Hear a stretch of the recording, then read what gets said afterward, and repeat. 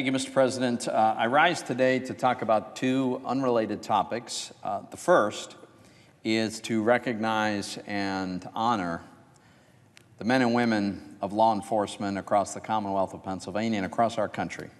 This week is National Police Week, and it's really an important opportunity for us to let the folks in law enforcement know how grateful we are to them for the service they provide, for the sacrifices they make every single day to keep us safe. It's also an important occasion to remember those who made the ultimate sacrifice.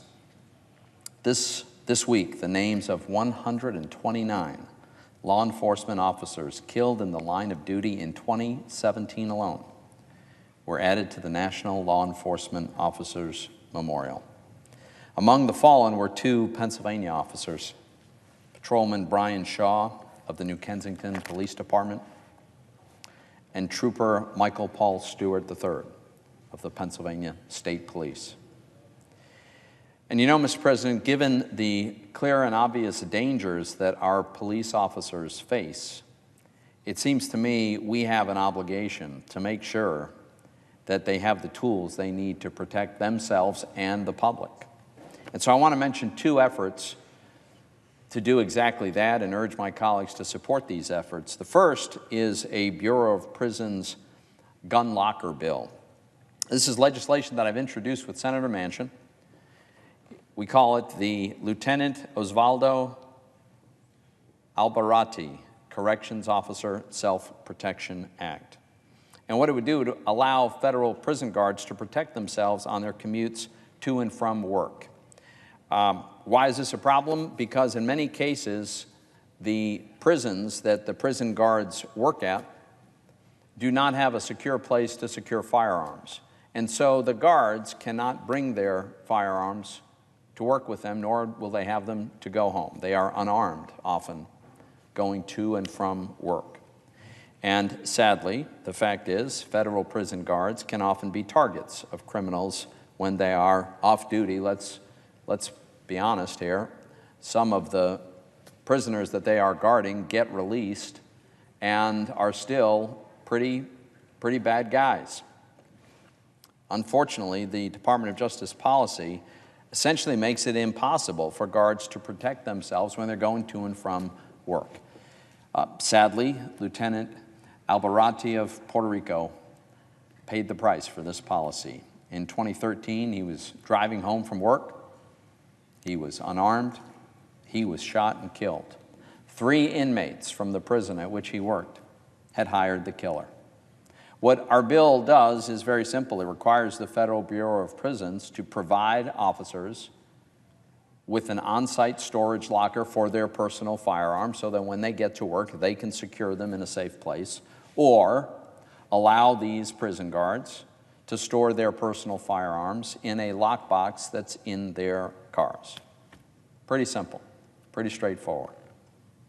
Yesterday, the House voted on a companion bill, and it passed 378 to 0. 378 to 0. So now's the opportunity for the Senate to act. We should act quickly. We should pass this. We should do it through a hotline and get this done. I'm sure the President will sign this into law, and we will be providing a tool to enhance the safety of the prison guards who protect our security. There's another piece of legislation, Mr. President, which is the Life-Saving Gear for Police Act.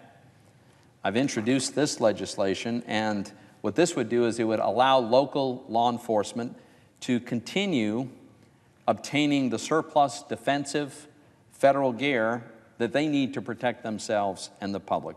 It's based on a simple principle. The idea is that the police ought to have at least sufficient equipment, they should be at least as well equipped as criminals and terrorists who attack them and are a threat to all of us.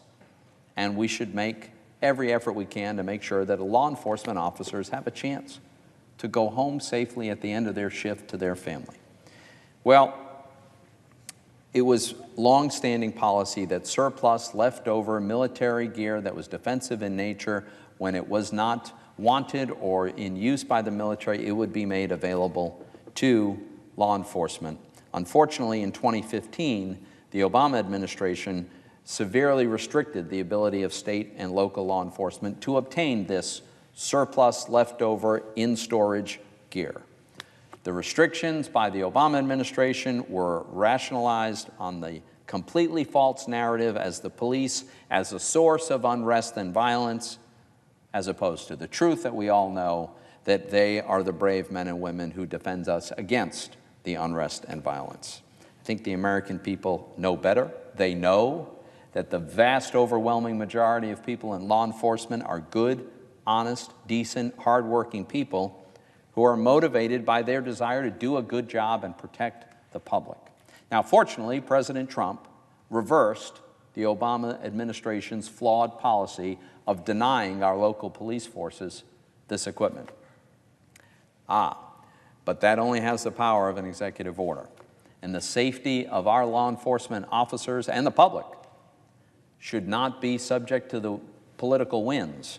A new administration will arrive at some point, and when they do, they could reverse this unless we codify it in law. And that's what our bill would do. It would ensure that state and local law enforcement can continue to obtain this life-saving federal gear, regardless of who occupies the Oval Office or Congress. So, Mr. President, as we mark National Police Week, we should never forget the courage that our law enforcement officers exhibit every day in keeping us safe. And I'd like to say to our country's law enforcement officers, including the more than 25,000 in Pennsylvania, we thank you for your service and your sacrifice.